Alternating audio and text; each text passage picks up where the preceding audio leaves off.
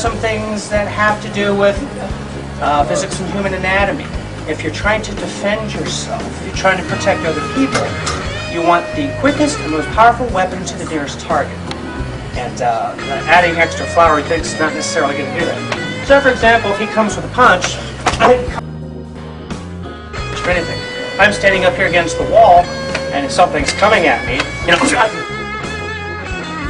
all I'm doing here is using principles of Jeet Kune Do and Wing Chun.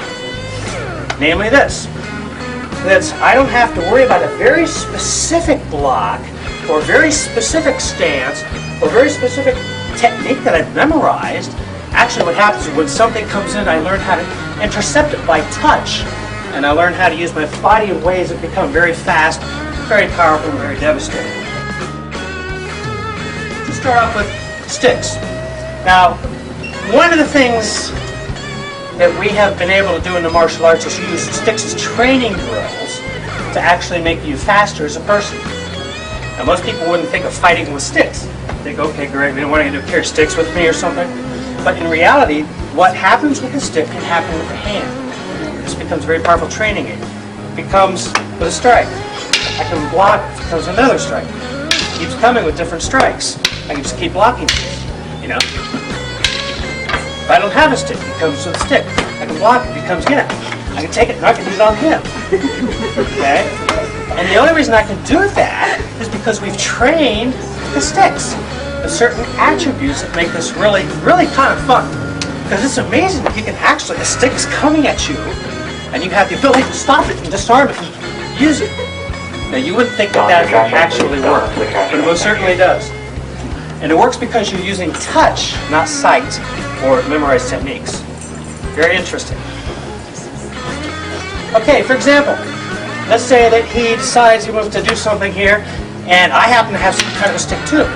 Well, I can disarm it and now use it on him. Okay? One of the neat things that we find in martial arts is a thing called disarms.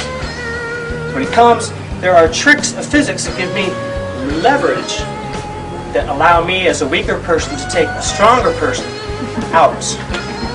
Okay?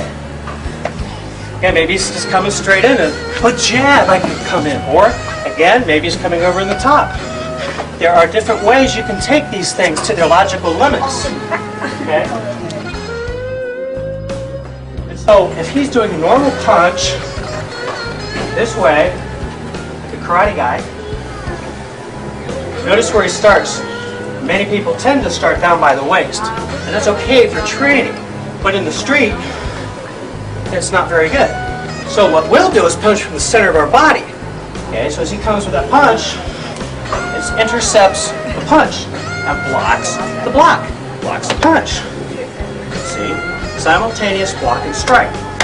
So I can stand here, and as he's punching, I can actually kind of block his block by punching. A very special way. Now if I'm here, notice with the full twist, I can only reach so much. But if I relax it, and create a vertical punch, all of a sudden I've got all this reach. If a guy's coming with the hook, he can come on the inside like a boxer. But then this thing's sitting right there, boom. But why not use some trapping material? So if he comes with a hook, I can just come here and set him down. Well, see how simple that is. I don't even have to look accurately at where the fist is. You know, but when the thing's coming, and see how he traps himself? Just a little step.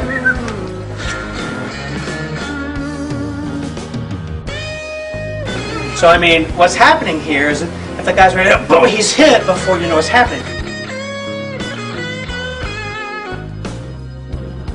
Why do that? Why do this? You know, if someone grabs you, you hit him and, you know, bye.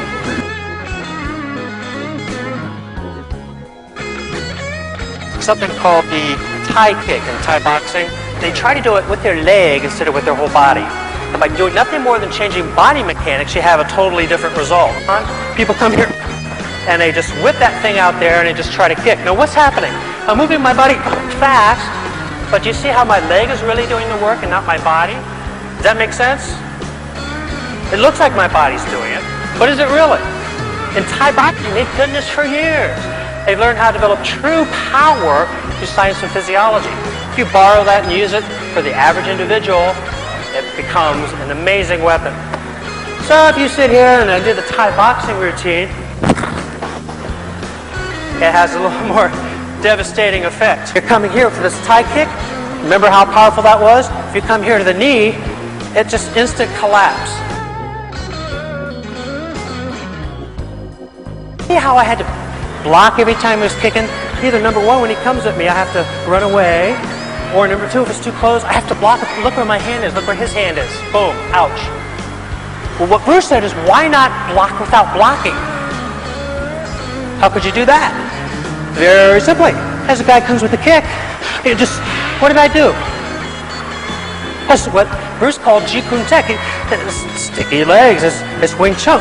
And you're actually able to come in and do things simultaneously. The balance is disrupted, and if you do it properly, it's a very devastating strike all by itself. So if the guy's coming with a punch, again, he's hit instantaneously. Now what did I do? I slashed his eyes. So again, like somebody comes at you, you learn how to simultaneously block and strike, and away to the eyes you go.